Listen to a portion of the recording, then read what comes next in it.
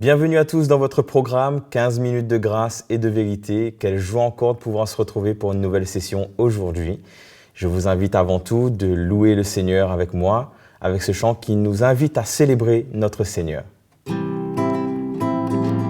Célébrons la gloire de notre Dieu.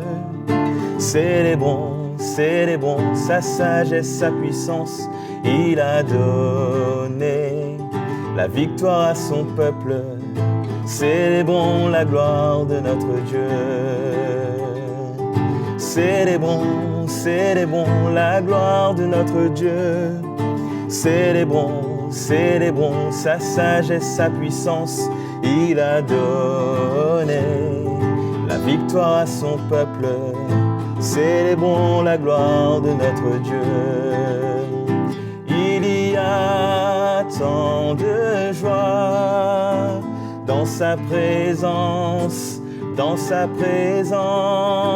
il y a tant de joie dans l'esprit de notre Dieu. Célébrons la gloire de notre Dieu. Célébrons sa sagesse, sa puissance. Il a donné la victoire à son peuple. Célébrons la gloire de notre Dieu. Célébrons la gloire de notre Dieu. Célébrons la gloire de notre Dieu. Alléluia, le Seigneur mérite toute la gloire. Ce matin, je vous invite à ouvrir vos cœurs à la parole de Dieu et que le Seigneur nous bénisse au travers de notre frère. Bonjour à vous tous, chers amis dans le Seigneur, chers frères et sœurs. Vous tous qui êtes fidèles dans ce programme, je suis heureux de me tenir en votre présence aujourd'hui pour vous partager l'Évangile sur le thème que nous avons commencé à aborder la dernière fois, le thème du modèle que le Seigneur nous donne dans sa parole. Et ce modèle, nous l'avons vu, c'est bien sûr Dieu lui-même. Dans Éphésiens, Paul nous invite à imiter Dieu, à imiter Jésus. Mais il y a aussi d'autres moyens que Dieu nous a donnés pour l'imiter. Ce sont les hommes mêmes que Dieu établit dans son Église, devant nous.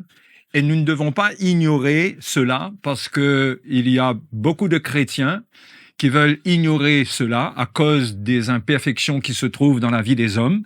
Mais il y a des choses que Dieu fait. Il y a son œuvre qui s'accomplit dans la vie de ses serviteurs qui prennent le chemin de la croix, qui renoncent à eux-mêmes, et comment les yeux des chrétiens doivent se porter vers ceux qui sont ces modèles dans le message de la croix et par le message de la croix. C'est la manière de Dieu même de nous construire, de nous édifier, que de mettre devant nous des modèles pour que nous les suivions, que nous trouvions ce que Dieu dit dans sa parole. Nous avons besoin de trouver cela dans la vie des hommes de Dieu, dans la vie des chrétiens qui marchent devant nous. Le Seigneur a toujours opéré de cette manière.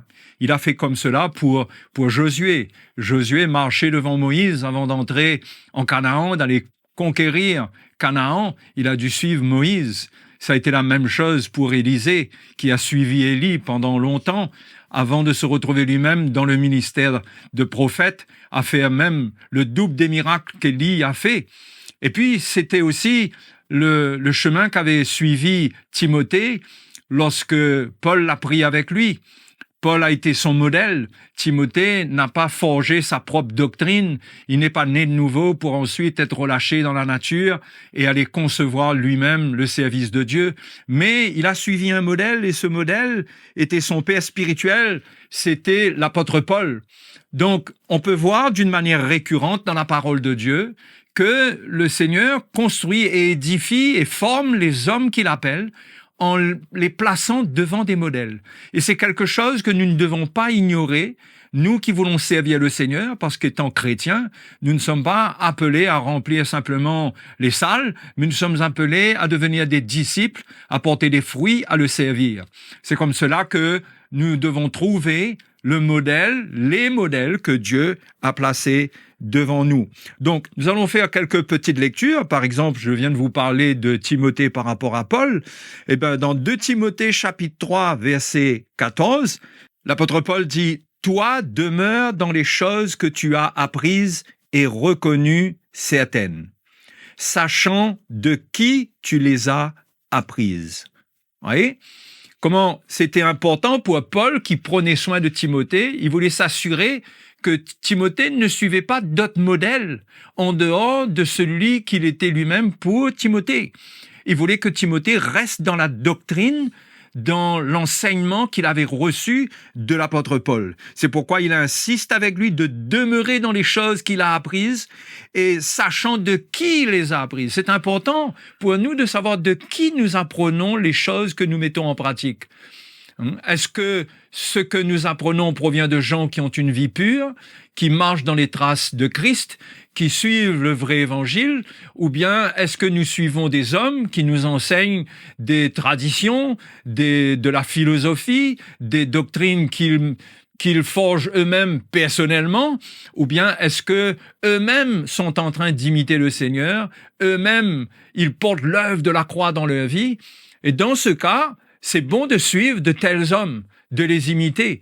Et c'est ce que c'est là où Paul encourage Timothée à savoir que s'il a appris des choses de lui, il les a pas apprises d'un homme qui était fantaisiste, qui avait des doctrines qui changeaient tous les matins, mais il avait suivi un homme qui savait où il allait et il avait le modèle de cette doctrine dans la vie de Paul. Donc, il pouvait apprendre et garder en ayant l'assurance que ce qu'il va mettre en pratique, c'était de Dieu et que cela allait porter du fruit dans sa vie. Donc, Paul encourage Timothée. Il a fait la même chose pour tous les autres, comme Tite. Mais Timothée était bien particulier.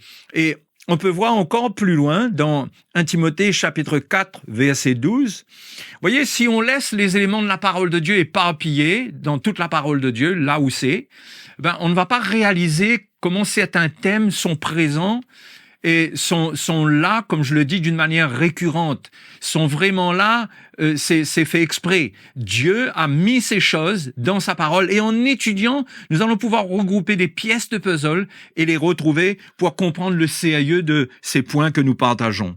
Dans 1 Timothée chapitre 4 et au verset 12, l'apôtre Paul dit que personne ne méprise ta jeunesse, mais sois un modèle pour les fidèles. Il fallait que Timothée lui-même soit la continuité du modèle qu'il avait trouvé en Paul pour qu'il devienne lui-même un modèle pour les autres. Donc, nous voyons l'importance du modèle lorsque nous voulons que la parole de Dieu, la vie de la parole de Dieu, le style de vie que la parole de Dieu nous montre soit reproduit. Nous voyons l'importance du modèle que joue le rôle du modèle pour produire cette vie, cette même vie. Ça se fait au travers de l'imitation. C'est pas technique, mais lorsqu'on suit quelqu'un qui a cette vie, on sera inspiré par sa vie. On sera influencé par ce qu'il transporte. Et nous-mêmes, nous sommes appelés, nous tous, à un niveau ou à un autre, à devenir des modèles pour les autres. Parce que nous le voulions ou pas, nous tous, nous avons une place d'influence sur les autres. C'est ce qui est propre à la société. C'est que nous sommes des êtres sociaux. Nous nous influençons, nous avons une interaction.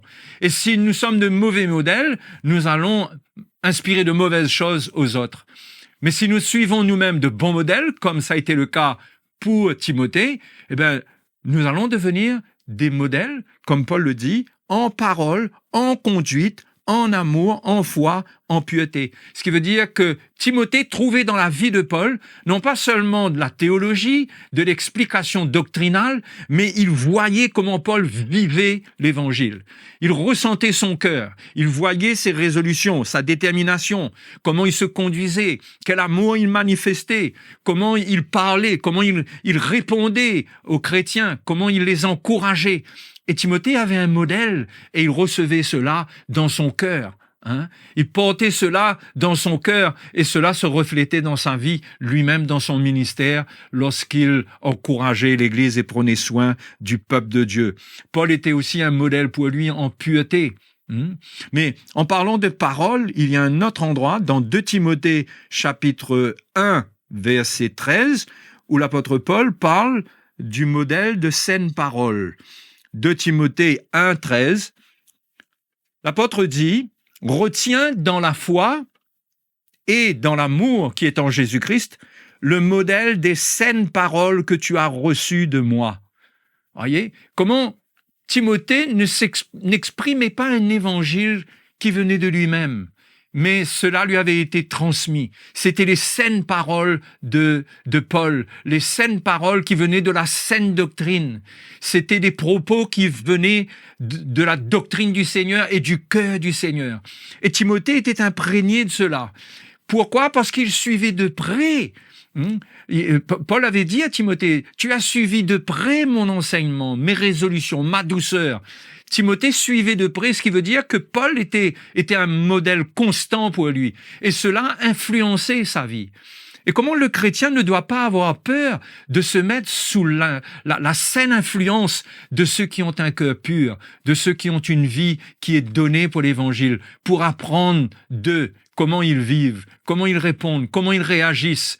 C'est très important pour le chrétien de voir des modèles. Et c'est la manière de Dieu, c'est la manière de Dieu d'édifier et d'instruire les chrétiens. Donc, un chrétien ne peut pas juste se tourner vers la Bible et prendre ce que Dieu lui dit dans sa parole comme modèle. Bien sûr, c'est la base, mais c'est dans le plan de Dieu et dans la sagesse de Dieu de mettre devant nous des modèles que nous allons suivre, que nous allons entendre, et qui vont quelque part influencer notre vie, nous mettre sous l'influence de la grâce de Dieu, et nous allons y trouver l'œuvre de Dieu dans notre vie, la correction du Seigneur, l'instruction du Seigneur, qui ne seront pas que des paroles, mais le modèle même va nous inspirer, va nous toucher, va nous corriger. Et ça va être une correction subtile, dans l'amour, sans même qu'il y ait des paroles à dire, sans même qu'il y ait de la réprimande. Bien sûr que ce sont des choses qui peuvent arriver, mais normalement, lorsqu'on suit un modèle, on apprend de lui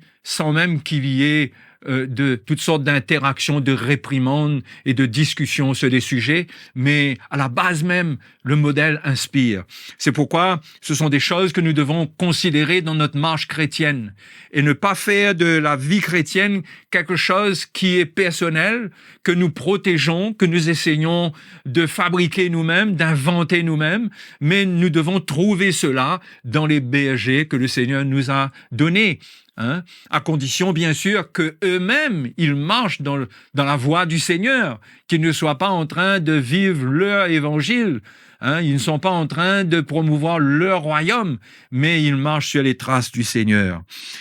Paul avait même dit à Timothée que lorsque ce modèle était reproduit en lui, il est certain que les gens vont être sous l'influence de ce qu'il va transporter, et sous l'influence de l'évangile que Paul transportait, et que ces gens-là allaient avoir une vie, et de cette vie, lui-même, Timothée, allait pouvoir recevoir des choses. C'est ça qui est extraordinaire. C'est qu'en nous devenant le modèle de l'évangile, en devenant ces modèles, nous apprenons les uns des autres.